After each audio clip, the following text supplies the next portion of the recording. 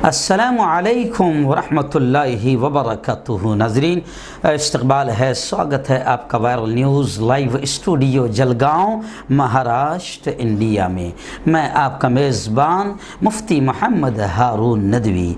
आइए डालते हैं हमारे प्यारे मुल्क भारत की बहुत ही ख़ास बड़ी 10 अहम ख़बरों पर नज़र। जी हाँ नाज़रीन, अपील करते हैं कि जो साथी अभी तक इस बेबाक चैनल से जुड़े नहीं हैं, दुनिया की और मुल्क की सच्ची अच्छी खबरें बेबाक अंदाज में, बेखौफ और निडर अंदाज में देखने के लिए आप इस चैनल से जुड़ जाएं। नीचे लाल कलर में सब्सक्राइब लिखा होगा, उसे टच कर दें, वो सफ़ेद हो जाएगा। उसके सफ़ेद होते ही राइट साइड में एक बेल बनकर आएगी घंटी, उसको भी टच कर दें।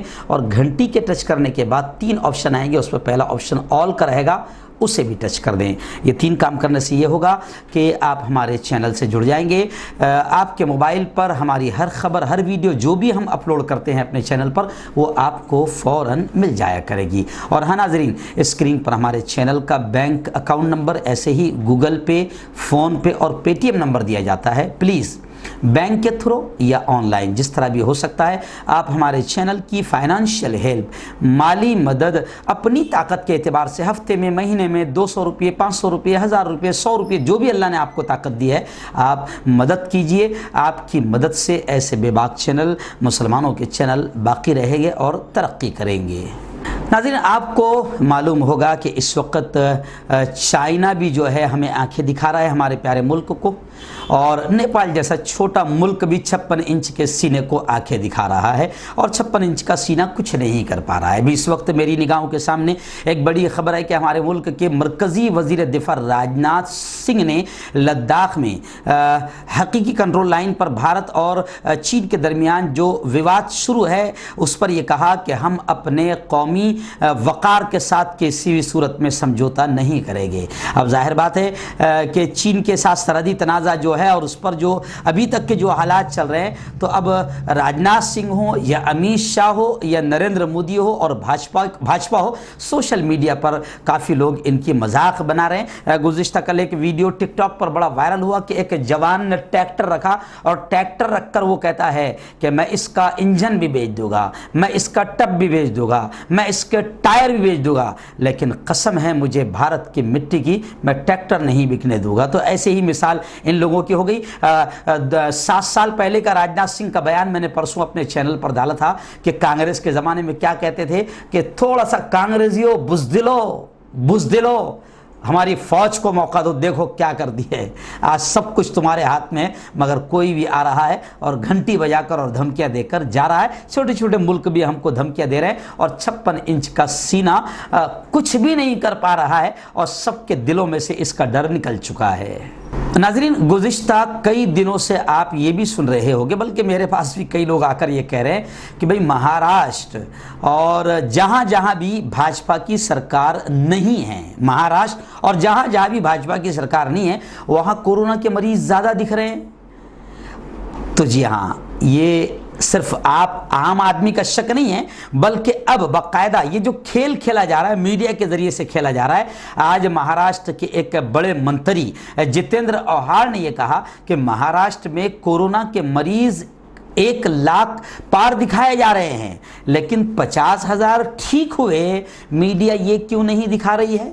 क्या गुजरात के हालात की आपको खबर नहीं? देखिए आप गुजरात में, गुजरात का सबसे बदतर हाल गुजरात का है, सबसे बुरा हाल गुजरात का है, लेकिन क्या करें, मीडिया हाथ में है तो गुजरात का बुरा हाल नहीं दिखाया जा रहा है, क्योंकि मित्रों वो हमारा इलाका है, हमारी स्टेट है। तो जितेंद्र आव्हाड ने भी आज मीडिया वालों पर और अपोजिशन पार्टियों पर नाराजगी जाहिर करते हुए कहा कि महाराष्ट्र में कोरोना के 1 लाख मरीज तो आप दिखा रहे हैं, लेकिन 50,000 मरीज अच्छे हो गए, ये मीडिया वाले नहीं दिखा रहे, ये अपोजिशन वाले नहीं बोल रहे, जबकि गुजरात का हाल बुरे से बुरा है, मगर मीडिया गुजरात के हाल को नहीं दिखा रही है। तो अब ऐसा लगता है कि जनता की बात एक हद तक के सही है कि जहां भाजपा की सरकार नहीं है, वहां के हालात, मीडिया जो दलाल उनकी गोदी में बैठी हुई है, भाजपा की सत्ता की गोदी में बैठी हुई है, तो जिन स्टेट्स में बीजेपी की हुकूमत नहीं है, वहां के हालात को बुरे दिखाने की कोशिशें की जा रही है। नाज़रीन, गुज़िश्ता 2 दिन पहले प्राइम न्यूज़ में मैंने एक खबर आपको बताया था कि बाबरी मस्जिद का फैसला आने के बाद राम मंदिर के हक में, हिंदुत्व टोले के हक में सुप्रीम कोर्ट का जो फैसला आया, तो हिंदुत्व टोले की हिम्मतें और बढ़ गई है और उन्होंने मथुरा और काशी मस्जिद और मथुरा की ईदगाह दोनों पर दावा पेश करते हुए सुप्रीम कोर्ट में वो गए हैं। तो अब इसी को लेकर बड़ी खबर ये भी आई है कि जमीयत उलमाए हिंद जो हर मामले में उम्मत के लिए बड़ा कदम उठाती है और उम्मत के लिए लड़ती है। अभी अल्हम्दुलिल्लाह मेरी निगाहों के सामने बड़ी खबर है कि जमीयत उलमा ने काशी और मथुरा को लेकर सुप्रीम कोर्ट का दरवाज़ा खटखटाया। जी हाँ, जमीयत उलमा हिंद ने वकील एजाज मकबूल के जरिए अर्जी दायर करके हिंदू पुजारियों की अर्जी की मुखालिफत की विरोध किया। जमीयत की बराए दावा दरखास्त में कहा गया है कि अदालत हिंदू पुजारियों की तंजीम विश्व भदर पुजारी पुरोहित महासंघ की दरखास्त पर नोटिस जारी न करें। जमीयत का ख्याल है कि हिंदू पुजारी तंजीम की दरखास्त पर नोटिस जारी करने से गलत पैगाम जाएगा। तो जमीयत उलमा ने काशी और मथुरा मस्जिद और मथुरा की ईदगाह को लेकर सुप्रीम कोर्ट का दरवाजा खटखटा दिया। नाज़रीन, गुज़िश्ता कल दोपहर बल्कि शाम ढले टिकटॉक कहो या यूट्यूब कहो या सोशल मीडिया कहो, एक ही खबर चल रही थी कि फिल्म इंडस्ट्री के एक बॉलीवुड के एक मशहूर अदाकार सुशांत सिंह राजपूत, जी हाँ, इनकी मौत, इनकी सुसाइड या इनकी आत्महत्या को लेकर बड़े गहरे रंज और गम का इजहार किया जा रहा है। आपको बता दें कि सुशांत सिंह की आत्महत्या खुदकुशी को लेकर अभी भी राज बना हुआ है और बहुत सारे एक्टर हो या खुद उनके घर वाले हो, ये तमाम लोग भी कह रहे हैं कि सुशांत सिंह आत्महत्या नहीं कर सकता, खुदकुशी नहीं कर सकता। ये खुदकुशी नहीं, आत्महत्या नहीं, बल्कि एक मर्डर है। अभी तक पर्दा यूँ समझिए कि सही तरीके से उठा नहीं है। राज अभी फिलहाल राज ही है। सुशांत सिंह की मौत पर वजीर आजम मोदी समेत बॉलीवुड के तकरीबन तमाम कलाकारों ने इजहार अफसोस किया है। नाज़रीन, एक बड़ी खबर इस वक्त मेरी निगाहों के सामने ये भी है कि तबलीगी जमात को जिस तरीके से कोरोना को लेकर निशाना बनाया गया था और गैर मुल्की तबलीगी जमात के साथियों पर धड़ाधड़ केस भी ठोके गए थे, लेकिन एक कोर्ट का जो फैसला आया उसको लेकर जमीयत उलमा अरशद मदनी, हज़रत मौलाना अरशद मदनी ने बाकायदा यूँ समझिए कि एक अच्छा कदम कोर्ट का इसको बताया था। और अब खबरें आ रही है कि जमीयत उलमा ने जिस तरीके से मेहनतें की, अल्लाह ने कबूल किया, कोर्ट से सही और इंसाफ परवर फैसले आ रहे हैं और अब गैर मुल्की तबलीगी जमात वालों को वापस उनके मुल्क भेजा जा रहा है। निज़ामुद्दीन मरकज़ में 2020 के दौरान दीनी तबलीगी इज्तिमा में शिरकत के लिए आए हुए गैर मुल्की तबलीगी मेंबर्स को वापस भेजा जा रहा है। उन पर वीज़ा के खिलाफ वर्जी का मुकदमा दर्ज किया गया है। उन्होंने क्वारंटाइन के अमल को पूरा किया और वो 3 माह से ज़ायद अरसे से हिंदुस्तान में ज़ेर तहवील है। जमीयत उलमा हिंद ने इन मुकदमात को देखा, लड़ा और अब अल्हम्दुलिल्लाह ये खबरें आ रही है कि गैर मुल्की तबलीगी जमात वालों को वापस उनके मुल्क भेजा जा रहा है। नाज़रीन, गुज़िश्ता कल मैंने स्पेशली, हालांकि संडे था, छुट्टी थी, लेकिन एक बड़ी खबर आई थी और दलाल मीडिया ऐसी अच्छी खबरों को नहीं दिखाता, इसलिए मैंने कल स्पेशली दिखाया था कि भिवंडी में एक मुस्लिम बिल्डर्स है, एक नेता है, एक बहुत बड़े समाज सेवक और बड़े खैरखा आदमी है जो हमेशा सेवाओं के काम में बड़े आगे रहते हैं, जनाब अरशद सिद्दीकी साहब। उन्होंने बाकायदा कोविड अस्पताल के लिए अपनी ज़मीन, अपनी प्रॉपर्टी म्युनिसिपल कारपोरेशन को सौंप दी है। तो मैंने स्पेशली वो खबर दिखाया था। आज फिर खबरें आई है कि बाकायदा अब हर तरह से मंजूरी मिल गई है और आज ही से यूँ समझिए कि अस्पताल का काम शुरू हो जाएगा। तो एक मुसलमान ने इतना बड़ा काम किया है। दलाल मीडिया के पास ऐसी मुसलमानों की खबरें दिखाने का वक्त फिलहाल नहीं है, इसलिए मैं आज भी नेशनल खबरों में बोल रहा हूं। और आपको बता दूं कि भिवंडी से एक और बड़ी खबर आई है कि भिवंडी में कोरोना के बढ़ते हुए मर्ज को देखते हुए म्युनिसिपल कमिश्नर की शहर के उलमाए किराम के साथ गुज़िश्ता कल मीटिंग हुई है। म्युनिसिपल कमिश्नर डॉक्टर परवीन ने कहा कि कोरोना की बीमारी जात और धर्म देखकर नहीं आती। ये कहना कि किसी खास कम्युनिटी के साथ किसी तरह का इम्तियाजी सलूक या गैर ज़रूरी इंजेक्शन दे दिया जाता है, ये बिल्कुल गलत बात है। बीमारी इंसान को आती है। उन्होंने कहा कि अगर हम सर्दी, खांसी, बुखार वगैरह में पैरासीटामोल वगैरह लेकर खुद अपना इलाज करते रहेंगे, डॉक्टरों के पास नहीं जाएंगे, तो हम अपने साथ धोखा कर रहे हैं। इसी को लेकर उलमाए किराम के साथ तफसीली बातचीत हुई। उलमाए किराम ने भी बताया कि वो पूरी तरीके से समाज में कोरोना के मर्ज को लेकर बेदारी पैदा कर रहे हैं। नाज़रीन, इस वक्त एक और बड़ी खबर मेरी निगाहों के सामने है।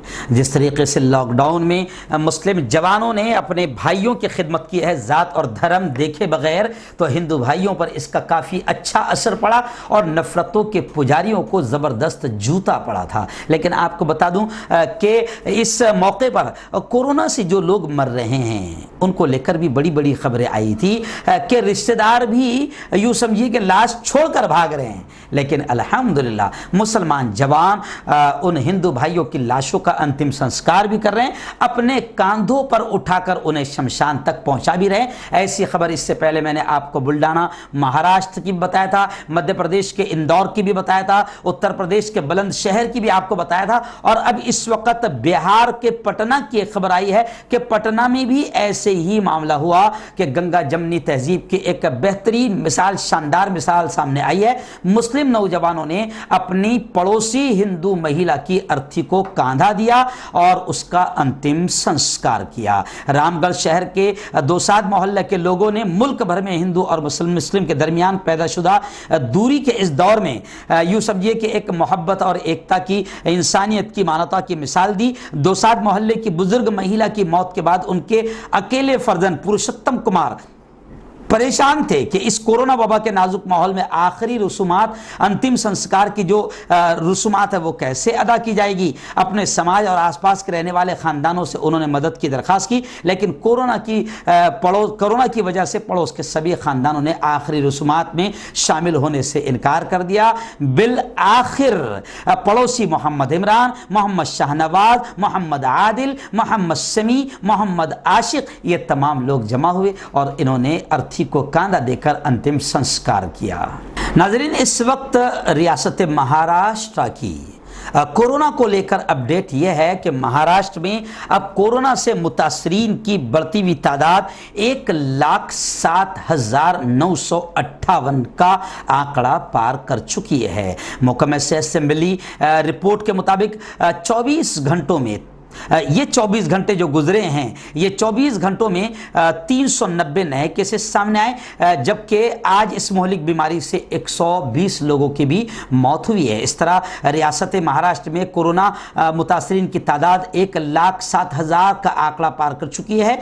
इसके साथ ही एक तरफ जहां मुतासरीन की सेहत याबी का ग्राफ बढ़कर 50% हो गया है, यानी जैसे नए मुतासरीन की तादाद बढ़ी है, वैसे ही ये एक अच्छी खबर भी है कि 50% लोग सेहतयाब होकर घरों को लौटे भी है। इसी को लेकर जितेंद्र औहार ने मीडिया पर और अपोजिशन पर यह ताना कसा है कि वो बदनाम करने की महाराष्ट्र को कोशिश कर रहे हैं। नाज़रीन, गुज़िश्ता दिनों हमने एक बड़ी खबर प्राइम न्यूज़ में भी बताई थी कि ख्वाजा यूनुस, महाराष्ट्र का ये एक सिविल इंजीनियर, पढ़ा लिखा नौजवान, जिसको एक इल्ज़ाम में पुलिस वालों ने उठाया था और पुलिस हिरासत में इसकी मौत हो गई थी।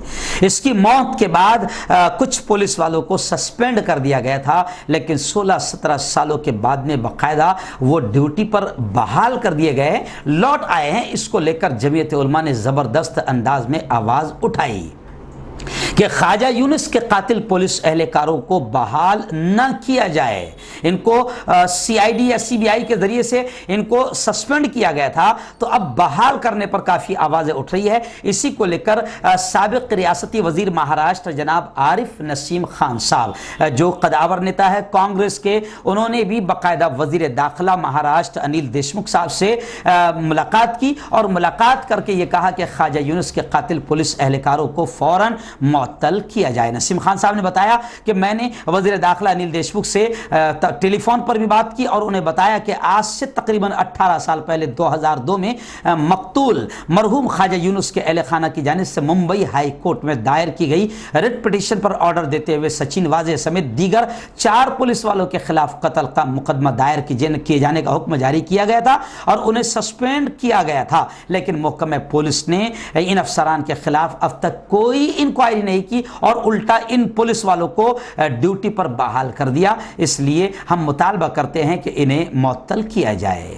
नाज़रीन, रियासत राजस्थान की कोरोना अपडेट इस वक्त मेरी निगाहों के सामने आई है कि रियासत राजस्थान में कोरोना केसेस की तादाद 12,500 से ज़्यादा तक पहुंच गई है। राजस्थान में कोरोना से मुतासिर अफराद का आंकड़ा बढ़ रहा है। राजस्थान में कोरोना के 131 नए केसेस गुज़िश्ता 24 घंटों में सामने आए हैं, जबकि मजीद 4 लोगों के मरने की भी खबर है। अब मरने वालों की तादाद वहां 286 हो गई है। मेडिकल डिपार्टमेंट की जानिब से सुबह गुज़िश्ता कल 10:30 बजे जारी की जाने वाली रिपोर्ट के मुताबिक नए मामलों के बाद रियासत में 12,532 मरीजों की तादाद हो गई है, जबकि भरतपुर में 2, गंगानगर और जयपुर में एक मरीज की गुज़िश्ता कल मौत भी हुई है। मरने वालों की तादाद भी बढ़कर 286 तक पहुंच गई। नए मामलों में सबसे ज्यादा 40 केस धौलपुर से आए हैं, जहां उनकी तादाद बढ़कर 150 हो गई। इस तरह भरतपुर में 34, जयपुर में 15, अलवर में 12, बीकानेर में 9, नागौर में 5, दौसा और सवाई माधोपुर में 3, उदयपुर में 2, भीलवाड़ा, चित्तौड़गढ़, करौली और कोटा में एक केस दर्ज हुआ है। इनमें दूसरी रियासतों के लोगों के भी 4 मामले शामिल हैं।